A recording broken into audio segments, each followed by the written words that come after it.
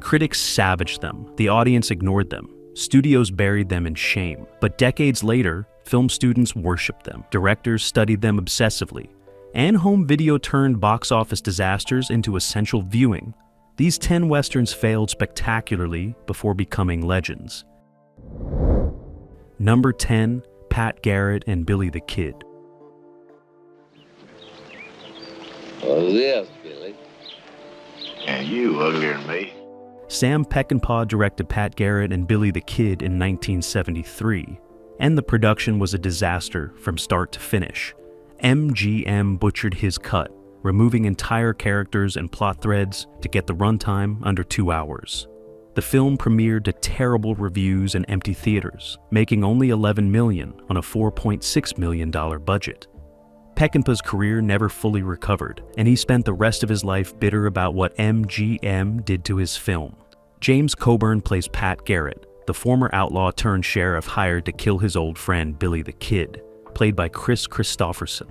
The film is elegiac and mournful, treating Billy's inevitable death as the end of an era. Peckinpah wasn't interested in action or heroics. He wanted to show the West dying, with old friends forced to kill each other because civilization demanded it. The studio hated that approach. They wanted a traditional outlaw western with clear heroes and exciting gunfights. Peckinpah gave them something slow and sad and deeply critical of progress. MGM panicked, recut the film without Peckinpah's involvement, and dumped it into theaters with minimal promotion. Bob Dylan wrote the score and appears in the film as a character named Alias. His song, Knockin' on Heaven's Door, became a massive hit, more successful than the film itself. That song kept Pat Garrett alive in cultural memory, even as the movie disappeared from theaters. What makes the film fascinating is how Peckinpah uses the dying West as metaphor for his own obsolescence. He was a filmmaker out of step with the new Hollywood, making violent elegies while everyone else was making blockbusters. The film is self-aware about that disconnect, with Garrett representing the artist forced to destroy everything he loves to survive in a changing industry. The supporting cast is incredible. Slim Pickens, Jack Elam, Chill Wills, L.Q. Jones, all playing aging cowboys watching their world end. The death scene with Slim Pickens, shot at sunset with Dylan's score playing, is one of Peckinpah's most beautiful and heartbreaking sequences. The film was rediscovered in the 1980s when a longer cut surfaced on home video. Suddenly, people could see Peckinpah's vision somewhat intact, and critics started reassessing it. By the 90s, it was considered one of his best films, a masterpiece that the studio destroyed. Multiple restorations have attempted to reconstruct Peckinpah's original cut, and each new version has strengthened the film's reputation. Now it's essentially Peckinpah, a film that influenced everyone from Tarantino to the Coen brothers. But for decades, it was just another failed Western that killed its director's career.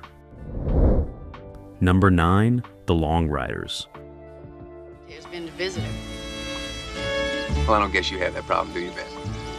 I have just as many visitors as I want. Walter Hill directed The Long Riders in 1980, and it's one of the most unusual casting experiments in Western history. Hill cast real-life brothers to play the famous outlaw brothers, the James Younger Gang. The Keach brothers play Jesse and Frank James. The Carradine brothers play the Youngers. The Quaid brothers play the Millers. The Guest brothers play the Fords. That gimmick could have been a disaster, but Hill made it work. The film follows the James Younger Gang from their post-Civil War robberies through the disastrous Northfield raid that destroyed them. Hill isn't interested in glorifying outlaws or making them sympathetic. He shows them as violent criminals who happen to be good at what they did until they weren't. The Northfield sequence is brutal and chaotic, with the gang torn apart by armed townspeople who refuse to be victims. United Artists released The Long Riders in May 1980 with high hopes. The cast was strong, Hill had proven himself with the Warriors, and the Northfield raid promised exciting action. But the film made only $15 million on a $10 million budget. That was considered a failure, and United Artists barely promoted it after the disappointing opening weekend. Critics were mixed. Some praised the authentic period detail and the innovative casting. Others found it too violent and too slow, with long stretches of character development between action sequences. Roger Ebert gave it 3 stars and called it well-made but emotionally distant. Audiences expecting a traditional Western about romantic outlaws stayed away. What killed The Long Riders commercially was timing. It came out the same year as Heaven's Gate, Michael Cimino's notorious disaster that destroyed United Artists and killed the Western genre for years. Studios panicked about Westerns, cutting marketing budgets and dumping films into limited release. The Long Riders got caught in that panic and disappeared, but home video saved it. The film found an audience on VHS and cable, where people could appreciate Hill's craftsmanship and the novelty of the brother casting. Film students discovered it and recognized Hill's visual sophistication. The action sequences, particularly Northfield, influenced later westerns and crime films. Tarantino studied it obsessively before making Django Unchained. The score by Ry Cooder is fantastic, mixing traditional folk music with modern sensibilities. Cooder's guitar work gives the film a mournful, elegiac quality that emphasizes how these outlaws are already ghosts, haunting a world that's moved past them. That score influenced how period films think about music, proving you don't need orchestral bombast to create emotion. The Long Riders is now considered one of the best revisionist westerns of the 80s, a film that treats outlaw mythology with respect while refusing to romanticize violence. Hill proved he could make a thoughtful, character-driven western while still delivering exciting action. The film's failure convinced him to focus on contemporary action films, but it remains his best western and a cult classic that deserves wider recognition. Number 8. Bring Me the Head of Alfredo Garcia. Sam Peckinpah directed. Bring Me the Head of Alfredo Garcia in 1974, and it's the most personal, strangest, and most divisive film he ever made. Warren Oates plays Benny, a burned-out piano player in Mexico, who's offered $10,000 to retrieve the head of Alfredo Garcia, a man who impregnated a powerful crime boss's daughter. Benny discovers Garcia is already dead, buried in the desert. So he digs him up, cuts off his head, and drives across Mexico with it decomposing in a bag. The film is a fever dream, a meditation on masculine failure and self-destruction disguised as an action thriller. Benny talks to the severed head, treating it as a companion and confessor. He descends into madness while everyone around him tries to kill him and steal the head. It's ugly, nihilistic, and utterly uncompromising. Peckinpah called it his best film and his most personal statement. United Artists hated it.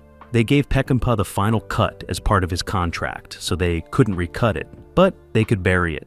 They released Bring Me the Head of Alfredo Garcia in August 1974 with almost no marketing. It made under $900,000 domestically on a $1.5 million budget. Critics savaged it. Roger Ebert called it nauseating and gave it 1.5 stars. Audiences stayed away in droves. The film destroyed what remained of Peckinpah's mainstream credibility. After this, he could only get work directing television and low-budget action films. He spent the last decade of his life bitter and alcoholic, convinced Hollywood had betrayed him. But he never apologized for Alfredo Garcia. He said it was the only film where he got everything exactly the way he wanted it. What makes Alfredo Garcia fascinating is how deeply weird and personal it is. This isn't a film designed for commercial success. It's Peckinpah working through his own failures and rage, using the Western genre as a framework for existential horror. Benny is Peckinpah, a talented man destroyed by booze and bad decisions, clinging to one last chance at redemption, even though he knows it's hopeless. Warren Oates gives one of the great unhinged performances in cinema. He plays Benny as pathetic and dangerous simultaneously, a loser who becomes terrifying through sheer desperation. The film only works because Oates commits completely, never winking at the camera or signaling that he knows how absurd this is. The film was rediscovered in the 80s and 90s by filmmakers and critics who recognized its uncompromising vision. Tarantino, Alex Cox, and other directors cited it as influential. Criterion released it on DVD, legitimizing it as art rather than exploitation.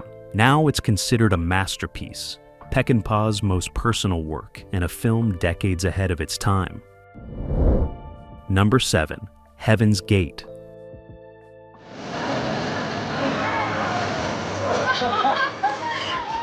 Michael Cimino directed Heaven's Gate in 1980, and it's the most infamous disaster in Hollywood history. The film cost $44 million, an unprecedented budget for a Western. It made only $3.5 million at the box office. United Artists went bankrupt. The film became synonymous with directorial excess and studio incompetence. For decades, it was used as shorthand for everything wrong with New Hollywood. The film depicts the Johnson County War of 1892, when wealthy cattle barons hired mercenaries to murder immigrant settlers they accused of stealing livestock. Chris Christopherson plays a marshal caught between the immigrants he sympathizes with and the rich men who employ him. The film is an explicit critique of American capitalism and the violence used to protect wealth and property. The production was chaotic. Cimino shot for over a year, insisting on endless takes and authentic period detail. He built entire towns that appear in only a few scenes. He hired hundreds of extras and spent weeks choreographing massive crowd scenes. The budget spiraled from $12 million to $44 million, while United Artists executives watched helplessly. The first cut ran 5 hours and 25 minutes. Cimino showed it to the studio, and they demanded cuts. He delivered a 3-hour, 39-minute version that premiered in November 1980. Critics destroyed it. Vincent Canby called it an unqualified disaster. The New York Times ran a front-page story about its failure. United Artists pulled it from theaters after 1 week. Cimino cut it further to 2 hours, 19 minutes and re-released it in April 1981. That version was even more incoherent, with entire plot threads and characters removed. It bombed again. United Artists collapsed, sold to MGM, and Heaven's Gate became a cautionary tale about giving directors too much power. But something strange happened over the decades. People who'd seen the longer cut said it was actually good, that the studio panicked and destroyed a masterpiece. Film preservationists found Cimino's original cut and restored it. Criterion released it in 2012, and critics reassessed it. Suddenly, people recognized Heaven's Gate as a sprawling, ambitious epic that dared to critique American mythology. The cinematography by Vilmos Zsigmond is stunning. Every frame looks like a painting, with natural light and smoke creating images of almost overwhelming beauty. The scale is massive, with hundreds of extras and carefully choreographed scenes that took weeks to film. That ambition, which seemed like excess in 1980, now looks like artistry. The ending is devastating. The immigrants are massacred, the wealthy face no consequences, and the marshal survives but is destroyed psychologically. It's a film about how America was built on violence and justified through law, and audiences in 1980 didn't want to hear that message. Now it's considered essential, a masterpiece that was ahead of its time and destroyed by studio panic. Number 6, McCabe and Mrs. Miller.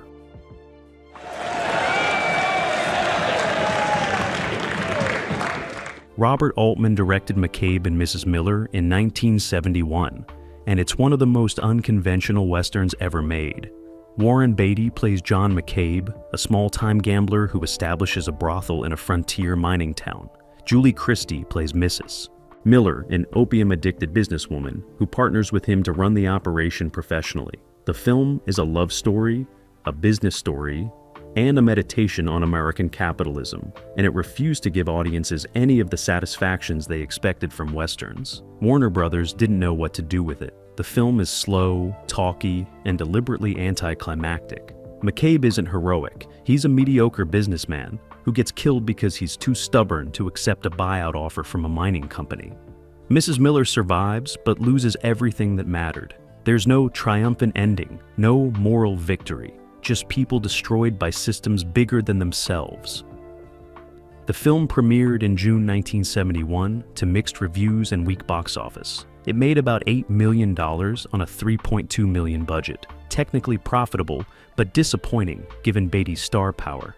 Critics were divided. Pauline Kael loved it, calling it a beautiful pipe dream of a movie. Roger Ebert gave it 2.5 stars, finding it too elliptical and unfocused. What killed McCabe commercially was that it didn't feel like a Western. Altman shot it in British Columbia during winter, and everything is cold, muddy, and wet. There are no sweeping landscapes or Monument Valley vistas.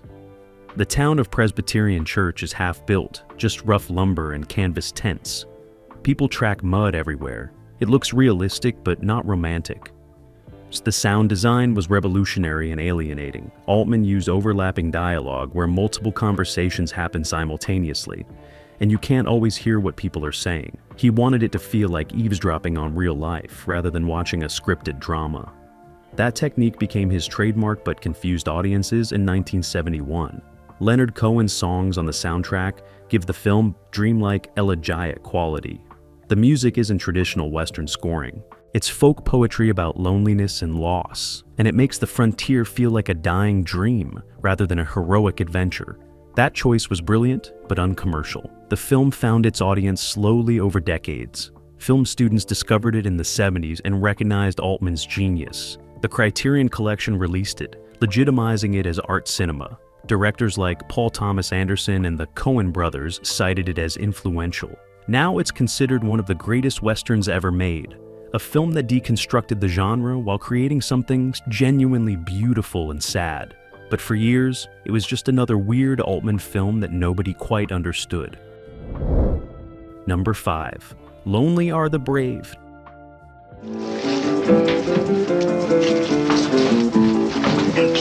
David Miller directed Lonely Are the Brave in 1962, and Kirk Douglas considered it his best performance and his favorite film.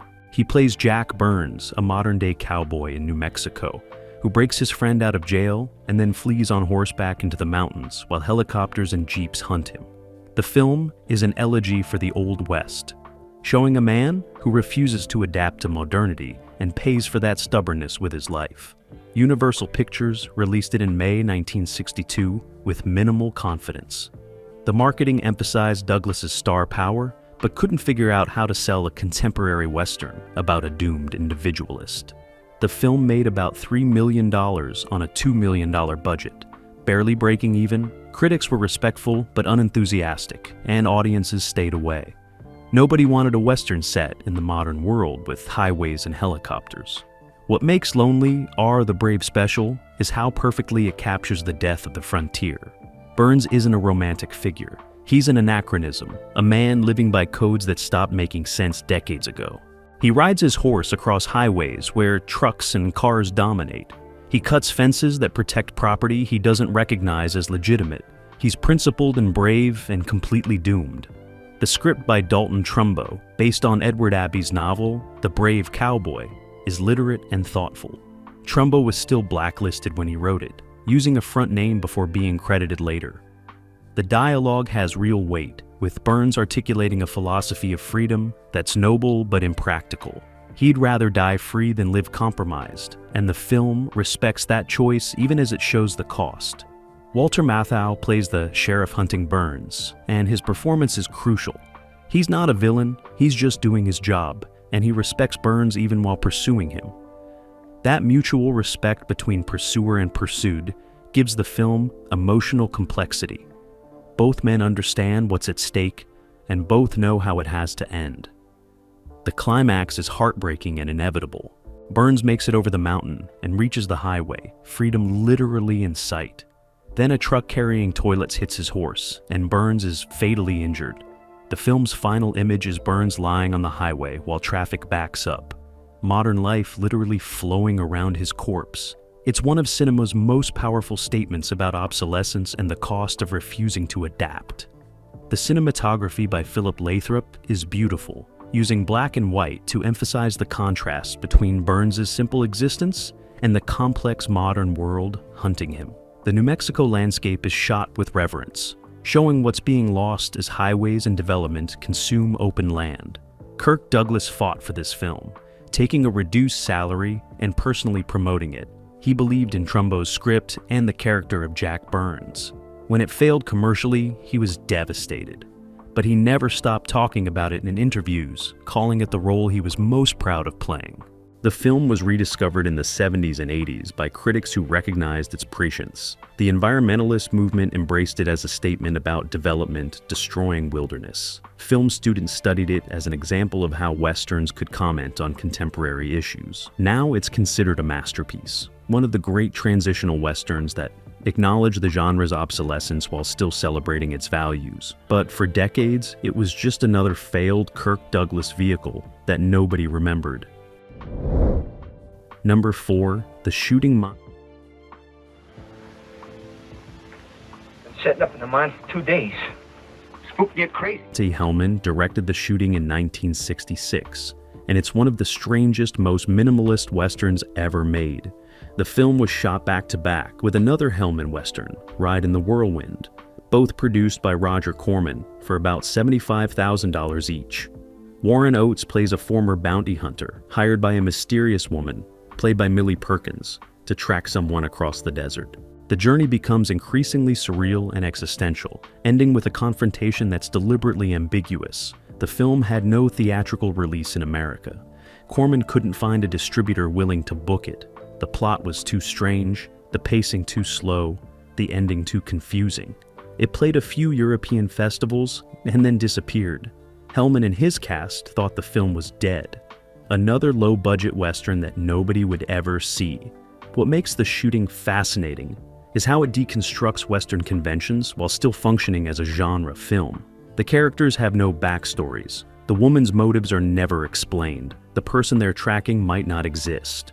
The desert landscape is hostile and empty, offering no comfort or meaning. It's a western as existential nightmare, influenced more by European art cinema than Hollywood tradition. Jack Nicholson appears in a supporting role as Billy Spear, a gunfighter the woman hires midway through the journey.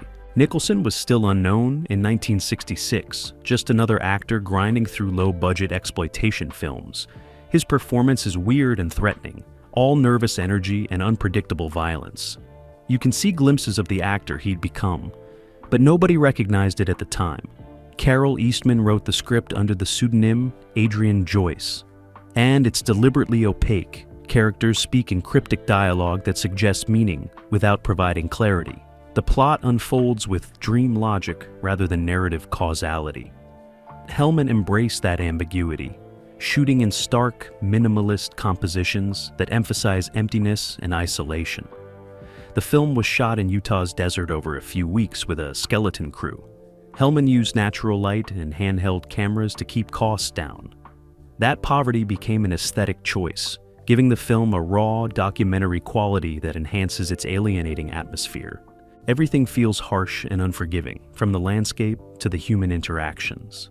The shooting languished in obscurity until the late 70s when it was rediscovered at film festivals. Critics recognized it as part of the new Hollywood movement, an experimental film that challenged genre expectations. Nicholson's rising fame helped drive interest. People wanted to see his early work, and the shooting offered a glimpse of his talent before stardom. Anchor Bay released it on DVD in the late 90s, paired with Ride in the Whirlwind, and film students discovered it.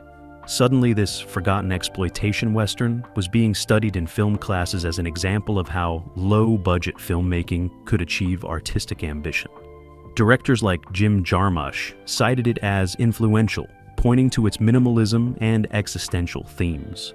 The film is now considered a cult classic and an essential entry in the revisionist Western canon. It proved you didn't need big budgets or star power to make a Western that challenged audiences.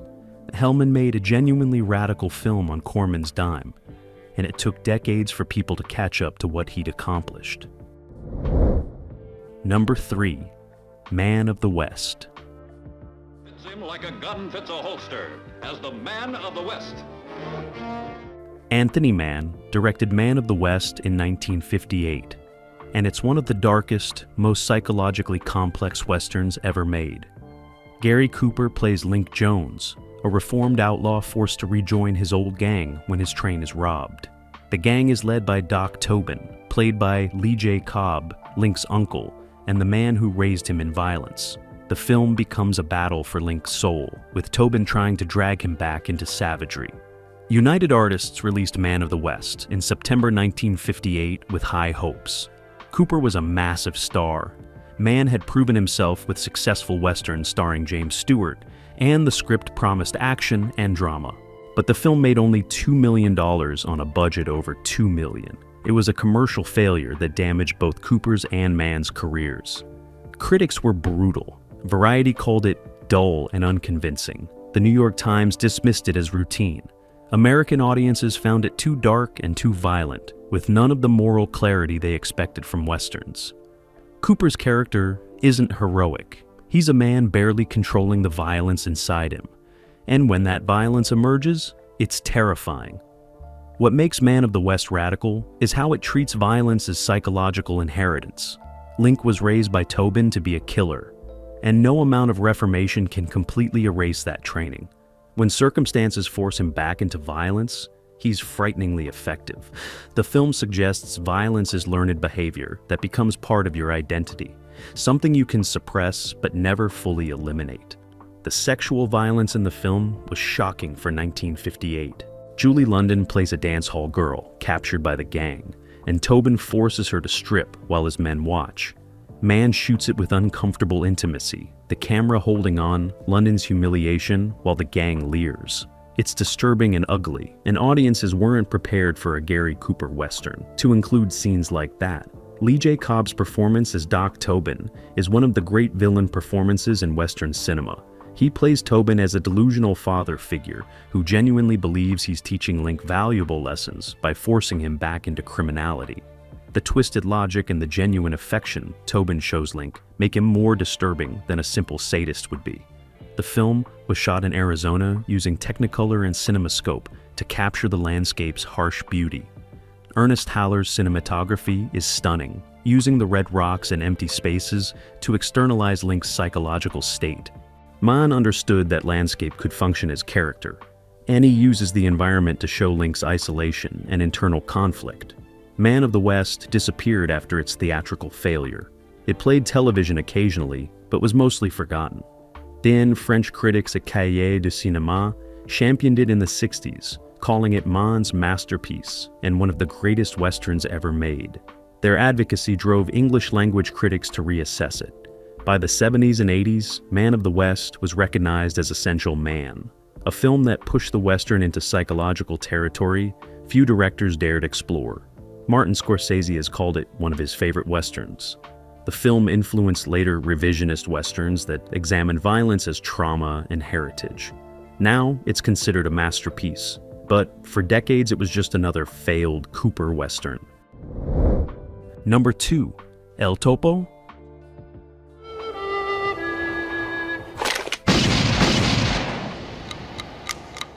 Alejandro Jodorowsky directed El Topo in 1970, and it's one of the most bizarre, transgressive westerns ever made. Jodorowsky stars as El Topo, a gunfighter traveling through a surreal desert landscape with his naked 7-year-old son. He defeats 4 master gunslingers in combat, abandons his son, joins a woman on a mystical quest, gets shot and left for dead, then wakes up years later in a cave full of deformed outcasts. The plot makes no conventional sense because Jodorowsky wasn't interested in narrative. He wanted to make a mystical, symbolic journey through violence, religion, and enlightenment. The film had no traditional distribution. It premiered in New York at the Elgin Theater as a midnight movie in December 1970, and it became an underground sensation. Hippies, film students, and counterculture enthusiasts flocked to midnight screenings where they could watch this insane Mexican Western while stoned. John Lennon saw it, loved it, and convinced Alan Klein to buy the rights and fund Jodorowsky's next film. El Topo is filled with imagery that's beautiful, disturbing, and incomprehensible. A town massacred with bodies arranged in tableaux, a colony of deformed people living underground, a woman giving birth while El Topo battles a gunslinger. Jodorowsky loads every frame with religious symbolism, mystical references, and shocking violence. It's exploitation dressed as art cinema, or art cinema using exploitation techniques. The line blurs completely. What got El Topo banned in multiple countries was its violence against animals. Real animals were killed on camera. A rabbit is shot. Chickens are massacred. The violence is real, and Jodorowsky never apologized for it. He claimed it was necessary for authenticity, that fake violence wouldn't have the spiritual impact he wanted. That defense didn't convince censors or animal rights groups. The film cost about $100,000 and was shot in Mexico with non-professional actors and a minimal crew. Jodorowsky used the desert landscape to create a mythical space outside normal reality. Nothing feels grounded or realistic. Even the violence, despite being real, feels ritualistic and symbolic rather than visceral. El Topo played midnight movie circuits for years, building a devoted cult following. but it was never widely distributed, and Jodorowsky fought with Alan Klein over rights, pulling the film from circulation in the 80s. For decades, it was unavailable except through bootleg copies, which only enhanced its legendary status. The forbidden nature made it more desirable. The film influenced underground and experimental filmmakers throughout the 70s and 80s. Directors like David Lynch, Richard Stanley, and Gaspar Noé have cited it as important to their development. But it also influenced mainstream directors. Nicholas Winding Refn, Harmony Korine, and others have talked about how El Topo showed them cinema could be completely uncompromising and surreal. Jodorowsky finally regained the rights in the 2000s, and ABKCO released restored versions on DVD and Blu-ray. New generations discovered it, and the film's reputation solidified as a masterpiece of psychedelic cinema. It's not for everyone. Many find it pretentious, exploitative, and incomprehensible. But for those it connects with, El Topo is a transformative experience, a Western that transcends genre and becomes something closer to religious experience or fever dream. Number 1. Ride the High Country. Morning. Morning. Where's Gil? Gone. Sam Peckinpah directed Ride the High Country in 1962, and it's his first masterpiece. The film stars Randolph Scott and Joel McCrea as two aging former lawmen hired to transport gold from a mining camp back to the bank. Scott plays a man tempted to steal the gold for one last score. Yet McCrea plays a man determined to finish his career honorably. Their friendship and conflict drive the film toward a tragic, inevitable conclusion. MGM released Ride the High Country as a B-movie, the bottom half of double features with minimal promotion. The studio had no faith in westerns starring aging actors nobody cared about anymore. They dumped it into theaters in May 1962 and forgot about it. The film made about $2 million, barely covering its budget of $800,000. Critics barely noticed it. The few reviews it got were respectful, but not enthusiastic. What makes Ride the High Country special is how it treats the aging process and obsolescence with dignity and sadness. Scott and McCrea were both in their 60s, genuine Western stars from the genre's golden age now reduced to B-movies and television work. Peckinpah used their actual aging as the film's subject, creating a meditation on men outliving their usefulness. The film is about friendship tested by desperation. Scott's character needs money because he's old and broke and terrified of dying poor. McCrea's character wants to prove he still has integrity, even though the world no longer cares.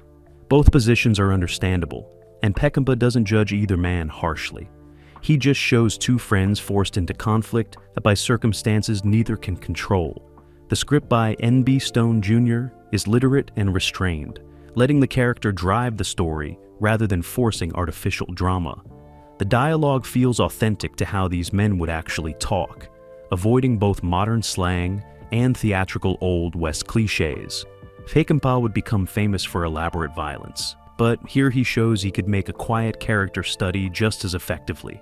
Lucien Ballard's cinematography is gorgeous, shooting in California's Sierra Nevada mountains during autumn. The landscape is beautiful but melancholic, all golden light and changing leaves suggesting the end of something. That visual metaphor reinforces the thematic content without becoming heavy-handed. The ending is perfect. The two friends reconcile and face down a gang of outlaws together. McCrea is mortally wounded, but lives long enough to see Scott choose honor over money. They part as friends, with McCrea dying, knowing his partner made the right choice. It's tragic and uplifting simultaneously, acknowledging that doing the right thing doesn't save you, but matters anyway. Ride the High Country was completely forgotten after its brief theatrical run. Then European critics discovered it and recognized Peckinpah's talent. French critics particularly championed it, comparing it favorably to Ford and Hawks. That European validation drove American critics to reassess it in the late 60s. By the time Peckinpah made The Wild Bunch, Ride the High Country was being called his best film by critics who'd missed it 7 years earlier. The reassessment came too late for Scott and McCrea. Scott retired after making it, and McCrea made only a few more films. But the film's growing reputation established Peckinpah as a serious artist rather than just another television director trying to break into features. Now, Ride the High Country is considered one of the great westerns. a film that closes the classical Western era with dignity and honesty. It influenced every subsequent Western about aging heroes confronting obsolescence. Clint Eastwood's Unforgiven owes a clear debt to it. The film proved Westerns could be elegiac and sad, while still delivering on genre expectations. But for years, it was just another forgotten B-Western nobody had bothered to see. These 10 Westerns taught Hollywood an expensive lesson.